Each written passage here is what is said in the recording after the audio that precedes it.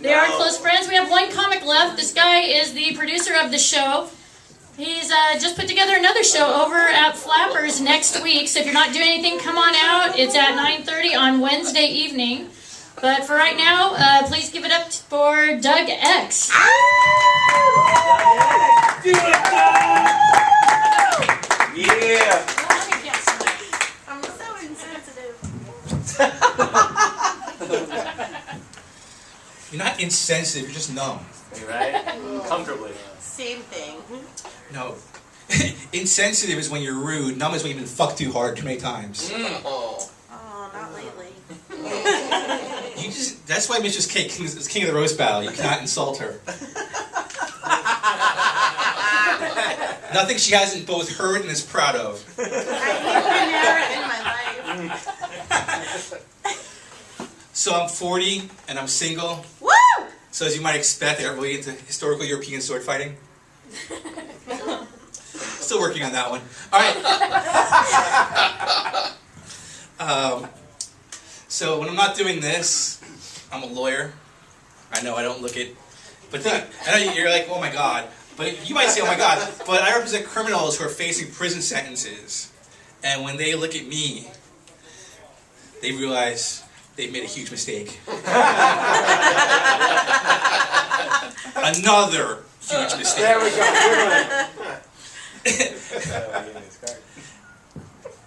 And no, but I really like it. I'm really passionate about what I do because I feel everyone has a purpose. Everybody has something that they do that matters.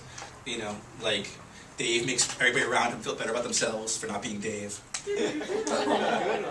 My purpose is to keep criminals out of jail, and I'm loving it. Yeah. You know, I want to keep drunk drivers on the road. We focus more. So, We appreciate you. I'm just waiting for the phone call. I've represented other comics, different things. Sometimes it's traffic violations, sometimes restraining orders, you know. But like, I guarantee Mrs. K is gonna be my DUI comic client. Picking on her tonight. But no, we are producing a show. We've returned to Flappers.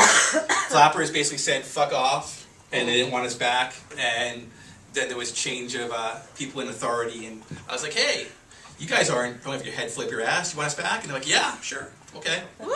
Boom. So we are triumphantly, if that's the word I want, returning to Flappers on Wednesday, and as long as we get more than 10 people, we'll get to do it again in November. Okay. Yeah. If not, they're going to cancel the show and everyone's got to go home. That is not going to be a good day. Hey, all your friends came out, but there's no show. Flappers is pretty draconian. They're like they're like the mash of the carrot and the stick, but like there's no carrot and there's a huge stick. They're like if you get more than 30 people that come to see your show, you can get half the door. That's pretty good, right? But they never get more than 30 people for their own fucking shows. You go there on a Wednesday night, there's like 5 people. But if you get less than... They don't have us. If you get less than 10 people, they're like, we're not doing the show, and you owe us $200. Like, what the fuck? Damn. That's a huge gap. Like, less than 10, you fall off a cliff. More than 30, you got 20 more people, and then you're like, here's half the door. Here's a little bit of cash. And that's just me bitching about being a producer. That's not funny. No, I much prefer doing shows down here where I can lose a reasonable amount of money every day. I like to call it a sustainable loss. Like my dating life. No, I don't want to step on Dave's toes. I'm having fun. And I do my flute playing alone like everybody should. And I want to give a shout out. We got one person came out here from Orange County Mensa, so it's because to make sure it's a sustainable loss. I put it in as an event in the local Mensa chapter, and we had one person come out. So Pauline, thanks. Hopefully Pauline's going to come and do a set next time. Yes, we try to recruit her. Get it with your bad self, girl. Her husband was going to come out, but LeBron James was playing, so I mean, there's priorities. Not everyone can marry for love, guys.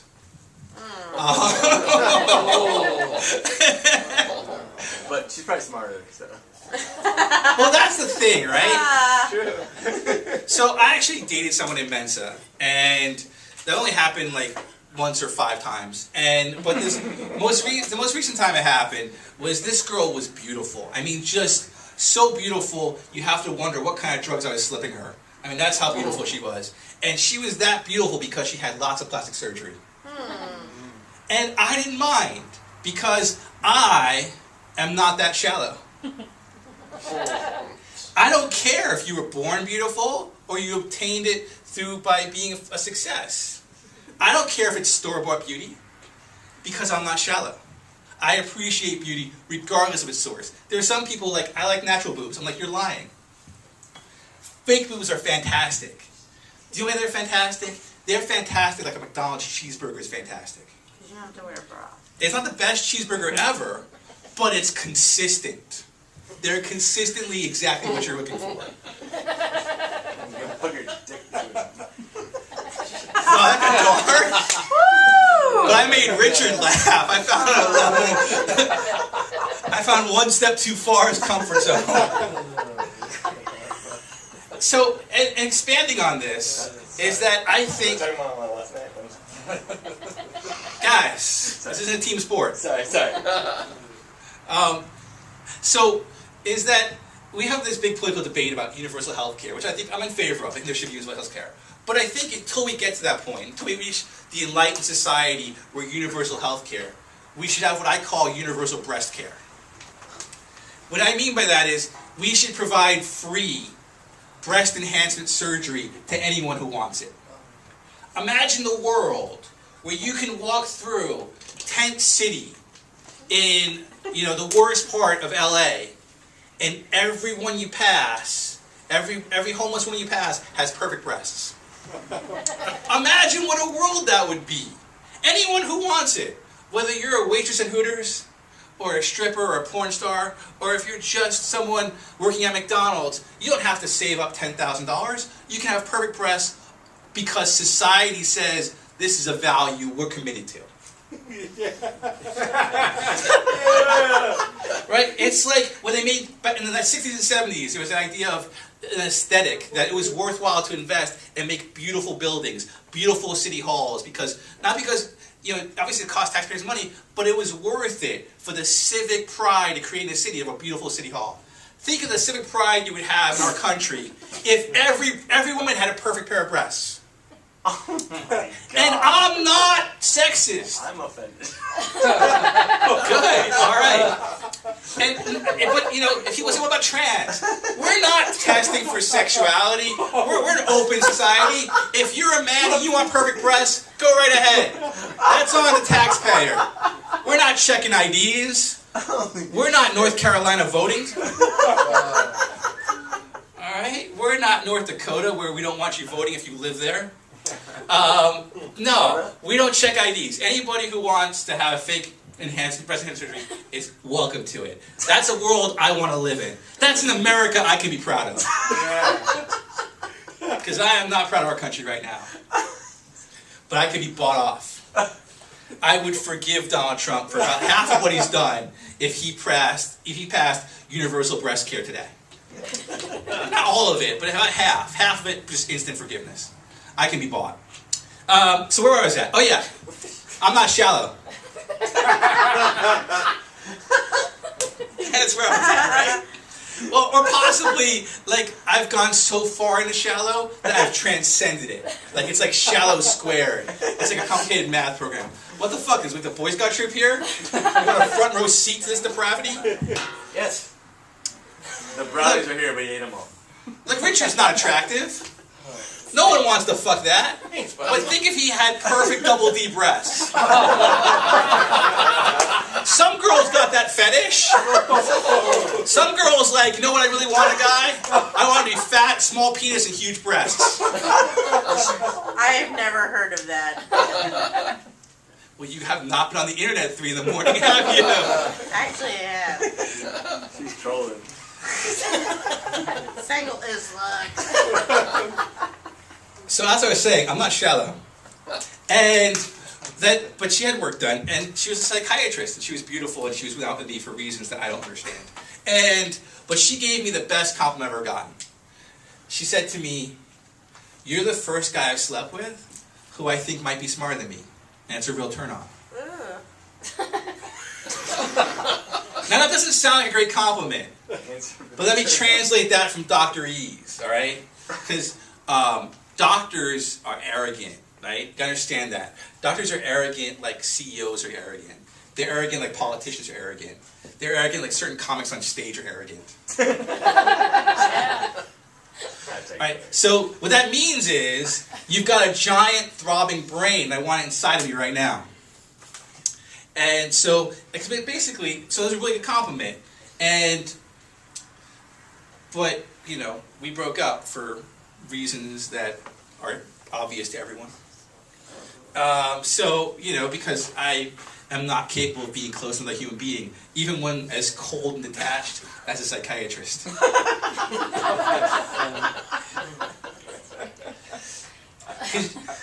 I texted her once, and I want to go into this because it's fun for me. I texted her once and said, "I love you," which is what you say to someone you're in a relationship with, if you want to keep going in a relationship. And she texted back, "It's hot outside." And I realized I might be dating a robot. Which is not a thing to tell someone when you're laying in bed together. Oh. Because she said, "I'm not a robot." Words never before uttered in pillow talk. Well, apparently not. But anyway.